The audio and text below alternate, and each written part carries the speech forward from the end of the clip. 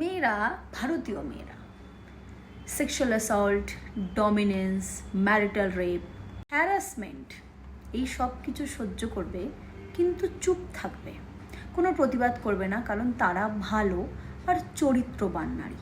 আপনি আশেপাশেও দেখতে অনেকেই পাবেন যে একজন মাতাল যে মদ খেয়ে এসে খিস্তি করে, গালাগালি করে, মারধর করে, কিন্তু তার বউ তাকে ছেড়ে যায়নি। আহা হা, বউটা কি অসহায়, স্বামী এত মারে তাও দেখো বাচ্চাগুলোর মুখের দিকে তাকিয়ে ছেড়ে যায়নি।